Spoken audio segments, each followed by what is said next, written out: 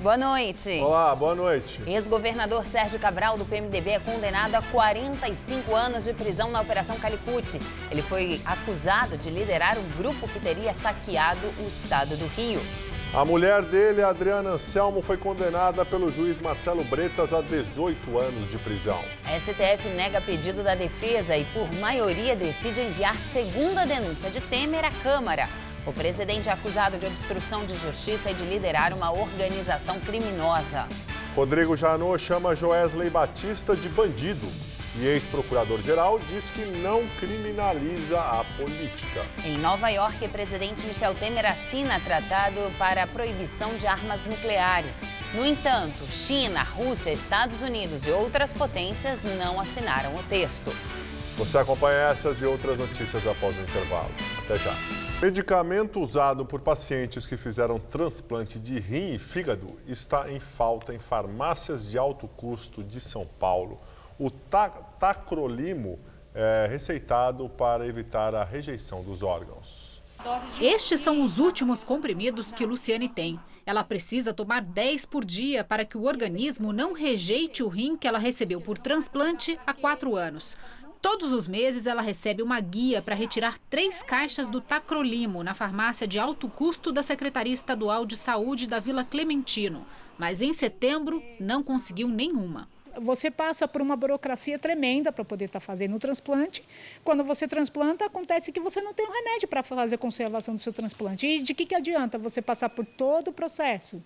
Chegar na hora de tomar a medicação, você não tem. Segundo Luciane, o remédio só é encontrado em farmácias comerciais por encomenda. A caixa custa R$3.000. Já tive que comprar a caixa de remédio, porque não tinha.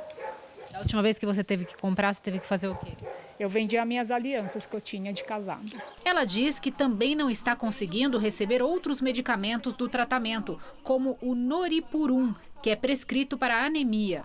O tacrolimo é receitado após transplantes de rim e fígado para que o corpo não rejeite os órgãos. Aqui no Centro de Especialidades Maria Zélia, que fica no Belém, na zona leste de São Paulo, funciona um centro de distribuição de medicamentos de alto custo da Secretaria Estadual de Saúde. Por telefone, a informação é que o estoque do tacrolimo está baixo, mas nós fomos em outro centro, na zona sul de São Paulo, e a situação por lá é ainda pior. Na farmácia de alto custo da Vila Clementino, o remédio acabou. Dona Arlene mora no estado do Rio de Janeiro e fez o transplante há menos de 1 ano no Hospital do Rim, em São Paulo. Não tem remédio nenhum, não tem tacrolimo nenhum, não tem previsão de ter. Dona Natalina também não recebeu as caixas do tacrolimo. Ela fez o transplante há 3 anos. É a primeira vez que ela fica sem o remédio. Tá ruim, viu? As coisas tá ruim aqui. Não tá bonito, não. Para aquele que está transplantado, precisa do remédio, do medicamento, não tem dinheiro para comprar. É pobre, né? A gente é pobre, não tem dinheiro para comprar, né? E sofre seu remédio, né? Pode até morrer por causa disso, né? Em nota, a Coordenadoria de Assistência Farmacêutica ligada à Secretaria Estadual da Saúde de São Paulo informou que a compra do medicamento tacrolimo para os estados cabe ao Ministério da Saúde.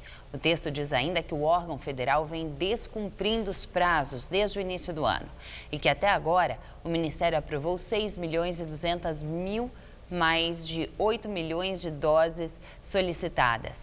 E só pouco mais de 50% foram entregues. Segundo a Secretaria, isso representa metade do necessário para atender cerca de 16 mil pacientes transplantados no estado. Procurado, o Ministério da Saúde confirmou que enviou 3,5 milhões de unidades do remédio para o estado de São Paulo, mas não se posicionou sobre o restante do pedido que o governo afirma ter feito. Diz também que está finalizando uma nova aquisição e que os estoques devem ser regularizados na próxima semana. O juiz Marcelo Bretas, da 7ª Vara Federal do Rio de Janeiro, condenou hoje o ex-governador Sérgio Cabral a 45 anos de prisão no processo da Operação Calicut. Na sentença de hoje, o juiz Marcelo Bretas afirmou que Sérgio Cabral é o idealizador de um gigante esquema criminoso institucionalizado que saqueou o estado do Rio de Janeiro.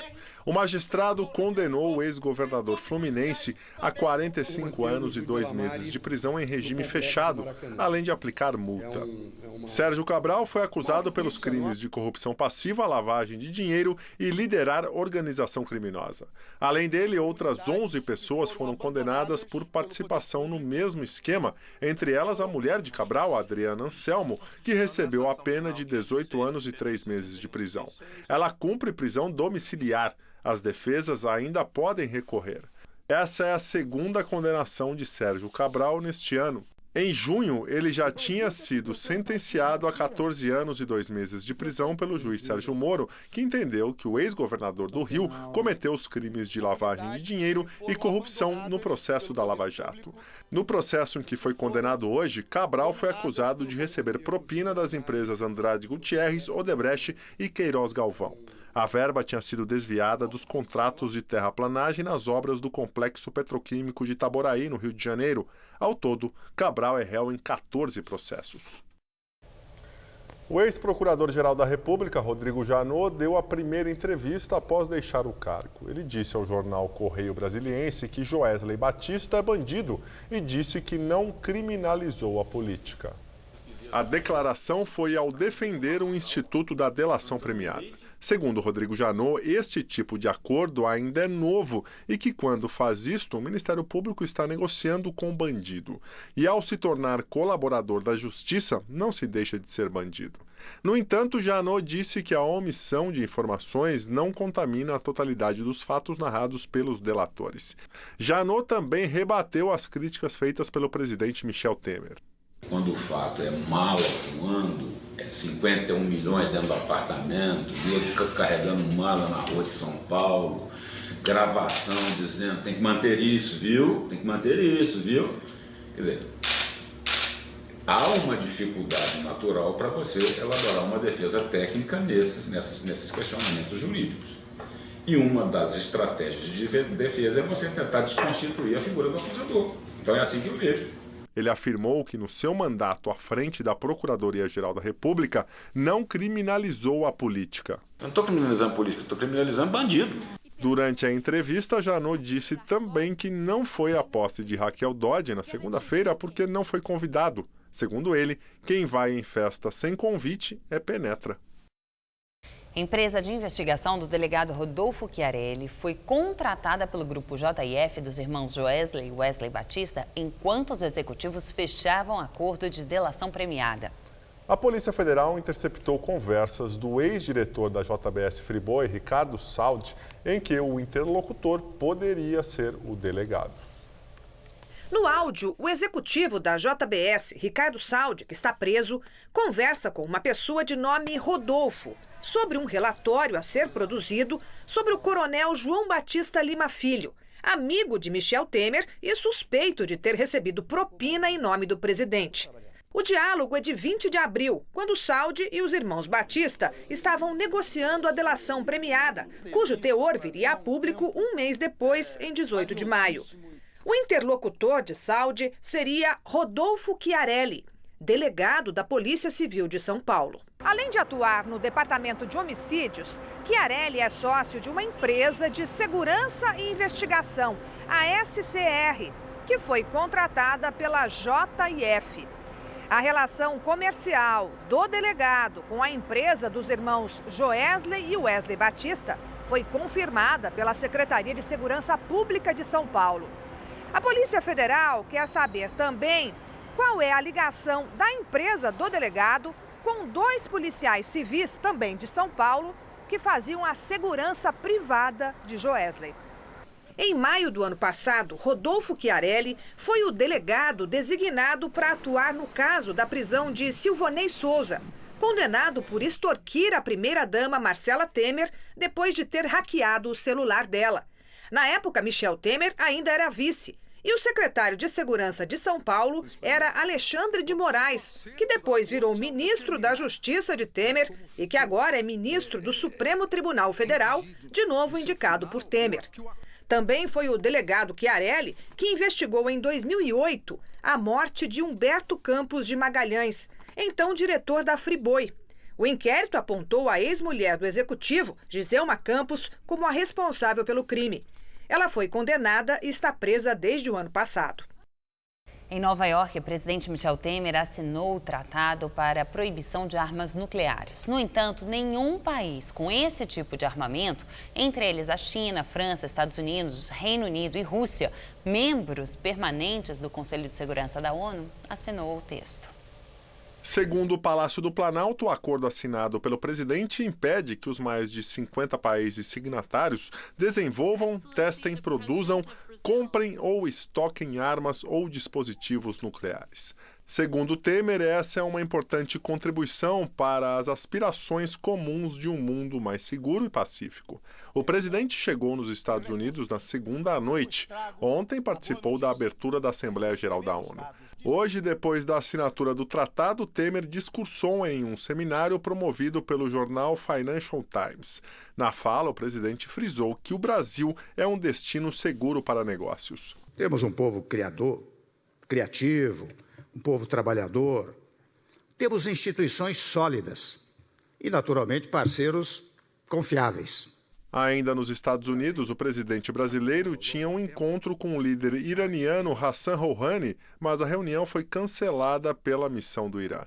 O motivo, de acordo com o Planalto, foi uma mudança de última hora na agenda de Rouhani. Eles tratariam do financiamento de exportações do Brasil à República Islâmica. Temer já embarcou de volta para Brasília.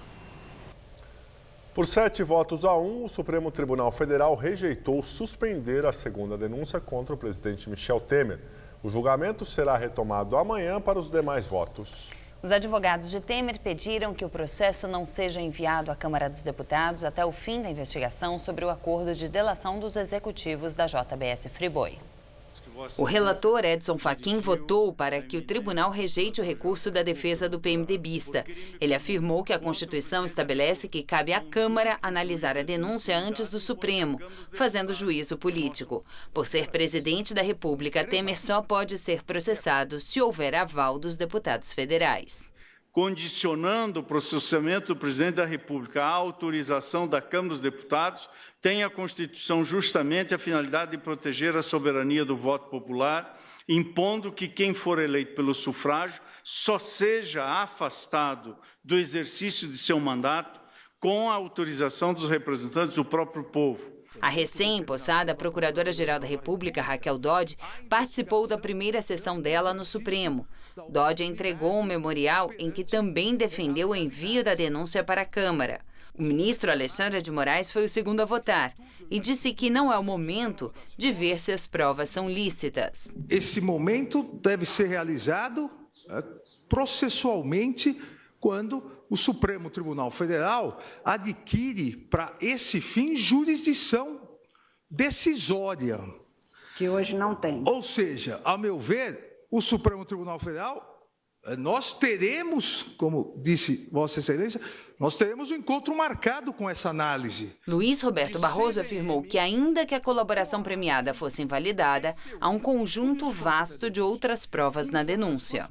Caberá, penso eu, à Câmara dos Deputados admitir ou não a acusação para que se possa efetivamente apurar se de fato integrava a organização criminosa ex-ministro de Estado acusado de guardar 51 milhões de reais em um apartamento na cidade de Salvador. Em votos breves, a ministra Rosa Weber também seguiu o voto de Fachin, assim como Luiz Fux. O ministro Dias Toffoli acompanhou o voto de Fachin parcialmente, ao defender que o recebimento da denúncia não é automático e que o juiz não deve apenas impulsionar o processo de forma mecânica. Apresentada a denúncia, qualquer juiz pode liminarmente, antes de determinar a citação, rejeitá-la. Ricardo Lewandowski disse que o plenário vai poder examinar a eficácia de acordo de colaboração e revisitar aspectos da legalidade. Gilmar Mendes foi voto divergente. Segundo ele, a denúncia aponta que Temer foi denunciado por crimes cometidos antes do mandato. A Constituição veda isso. Grande parte dos fatos objeto da denúncia são claramente estranhos ao exercício da função presidencial, na medida em que o acusado ainda nem cogitava tornar-se presidente da República. Em entrevista à Reuters, o presidente Michel Temer disse que as acusações contra ele são inverdades absolutas e que não se preocupa minimamente com elas. De acordo com o PMDBista, há uma caça às bruxas a políticos para implicá-los em delitos. O presidente também tentou passar uma mensagem de tranquilidade ao mercado. Ele disse que os investidores estrangeiros não devem mais se preocupar com o fenômeno corruptor diante do bom funcionamento das instituições. E agora à noite, o presidente da Câmara, Rodrigo Maia do DEM, afirmou que a nova denúncia contra Temer deverá ser votada no início de outubro. Câmara dos Deputados rejeita mudar o sistema eleitoral para o Distritão. A matéria foi derrubada em primeiro turno e não pode mais ser discutida no Congresso neste ano. Foram 238 deputados contrários à alteração. 205 votaram a favor e houve uma abstenção. Por ser uma proposta de emenda à Constituição, eram necessários pelo menos 308 votos favoráveis. O projeto previa a transição do atual sistema, chamado de proporcional, para o distritão nas eleições de 2018, quando seriam eleitos deputados estaduais e federais, e de 2020 para a escolha de vereadores. Em 2022, entraria em vigor o distrital misto. Pelo distritão, cada cidade ou estado passaria a ser considerado um distrito e seriam eleitos os que recebessem mais votos. Há vários itens da reforma política que ainda devem ser votados, como a criação de um fundo eleitoral para financiar campanhas eleitorais. Para as mudanças valerem nas eleições do ano que vem, elas devem ser aprovadas até 7 de outubro. A Câmara e o Senado estão discutindo novas propostas de mudanças nas regras eleitorais. Em segunda votação, os deputados recuaram em extinguir as coligações partidárias para as eleições de 2018. Os parlamentares aprovaram um texto da PEC que acaba com as coligações somente a partir de 2020. Com isso, ficam mantidas as regras atuais para a escolha de deputados federais e estaduais no pleito de 2018, em que as cadeiras são distribuídas depois de um cálculo que leva em conta os votos dados aos candidatos do partido ou da coligação. Já o Senado discutiu até agora há pouco uma proposta que trata do financiamento de campanhas eleitorais. Há duas ideias principais. Uma do senador Romero Jucá, do PMDB, que retira 50% de recursos de emendas impositivas de bancadas para criar um novo fundo público eleitoral. E outra do senador Ronaldo Caiado, do DEM, em que os recursos das campanhas eleitorais seriam arrecadados por meio do fim da propaganda partidária no rádio e na televisão. Como os meios de comunicação recebem atualmente isenção fiscal para veicular as peças publicitárias, eles voltariam a pagar os impostos, que seriam repassados ao fundo. As discussões no Senado serão retomadas amanhã. E agora o comentário de Josias de Souza, direto de Brasília. A reforma política tornou-se um caso para o PROCON. O Congresso discute há mais de um ano propostas de reformulação do sistema eleitoral. E tudo o que o Legislativo conseguiu oferecer à plateia foi uma coreografia desconexa e lamentável. Já não há tempo para aprovar uma reforma de verdade para vigorar nas eleições de 2018. A discussão foi reduzida a remendos. Entre eles, um fundo para pagar campanhas com verba pública. O que se vê no momento é um salve-se quem puder. Perde-se mais uma oportunidade para reformar um sistema que produz escândalos em série, corruptos em profusão e instituições em acelerado estágio de decomposição. A conta ainda não foi feita, mas você está pagando uma fortuna em troca de nada. Além do palco, da iluminação, do som, da TV para transmitir tudo ao vivo, você financia a casa, a comida, o celular, o transporte, os assessores e os salários dos atores e não recebe a mercadoria. Não seria um absurdo se alguém representasse contra o Congresso nos órgãos de defesa do consumidor. Boa noite. Por ordem do Tribunal Regional Federal de Porto Alegre, o juiz federal Sérgio Moro expediu a execução penal do empreiteiro Léo Pinheiro, da construtora OAS. Ele foi condenado a mais de 26 anos de prisão por corrupção ativa, lavagem de dinheiro e organização criminosa. Léo Pinheiro está detido preventivamente desde setembro de 2016. Com a decisão de hoje, ele passa a cumprir pena de 26 anos e 7 meses de prisão.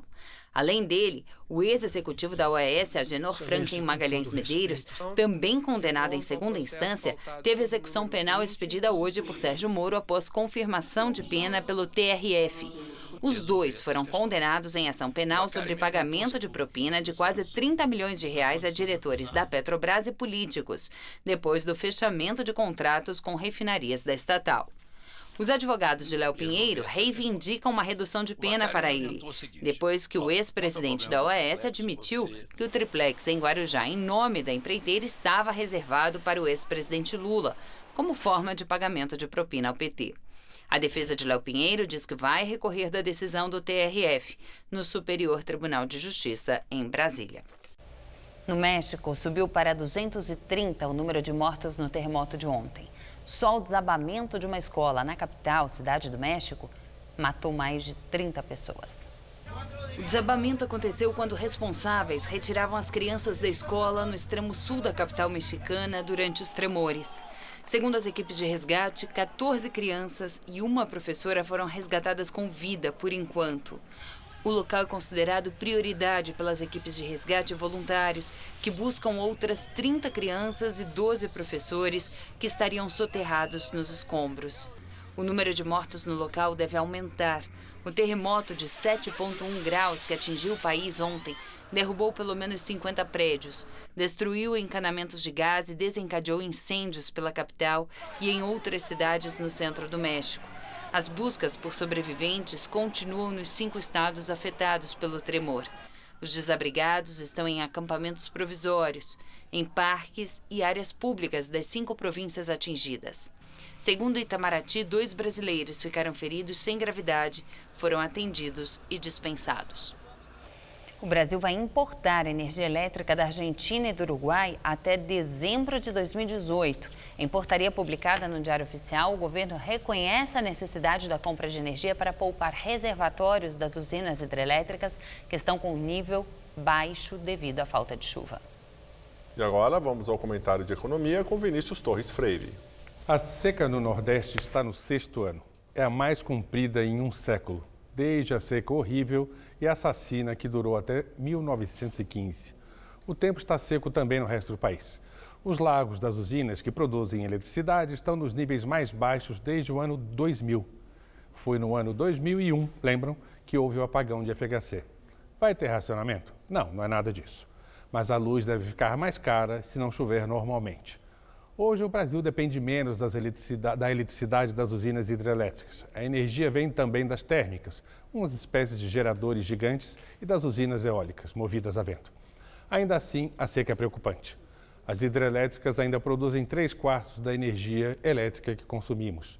Se o país voltar a crescer e a seca continuar, a coisa pode ficar apertada. No Nordeste, os reservatórios das hidrelétricas estão no nível mais baixo desde o ano 2000. No Sudeste, o 3º mais baixo. Só não está pior que no ano de 2001, o do apagão de FHC, e da seca dura de 2014, que quase deixou São Paulo sem água. É preciso poupar a água dos lagos das hidrelétricas. Para isso, a administração do uso da eletricidade no Brasil pode mandar ligar mais usinas térmicas, de energia mais cara, ou pode importar energia dos vizinhos, como a gente viu. Hoje, o governo autorizou a compra de eletricidade do Uruguai e da Argentina. A coisa apertou de fato. Gente no governo é a favor do lançamento de uma campanha de economia de energia, o que é razoável e responsável, pois o Brasil, entre os países de economias maiores, é um dos que mais desperdiça eletricidade. Mas, como esse tipo de campanha pega muito mal e causa medo de racionamentos, o governo quer evitar o assunto pelo menos até novembro, dezembro, quando, em geral, começa a chover de novo aqui no Sudeste. É possível que, a partir de outubro, a gente volte a pagar bandeira vermelha, um extra de até R$ 3,50 por 100 kWh que a gente consome em casa. Enfim, há vários sinais de que a coisa ficou mais apertada, que a seca pelo país está dura e que o consumo de energia deve crescer com a melhora da economia. Em resumo, vamos economizar pelo bem do nosso bolso e do país. Boa noite. O paulistano teve mais um dia quente, mas agora à noite o vento já provoca uma sensação de frio. E os índices de umidade do ar continuam baixos. Quando será que esse ar seco melhora? Vamos à previsão com Mariana Armentano.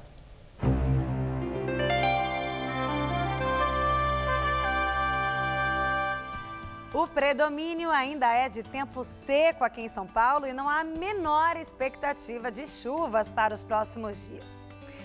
Nessa quinta-feira teremos mínima de 15 graus e máxima tarde de 30 graus com bastante sol e céu azul. Aí na sexta-feira faz até 32 graus ainda com tempo seco e continua assim no final de semana. No sábado, máxima prevista também de 32 graus por aqui. E nós ficamos por aqui. A edição de hoje pode ser vista no site do Jornal da Gazeta. Bom descanso, uma ótima noite para você. Tchau, Ju. Até amanhã. Muito obrigado pela companhia. Tenha uma excelente noite. Fica agora com o Rony Von no Todo Seu. Até amanhã.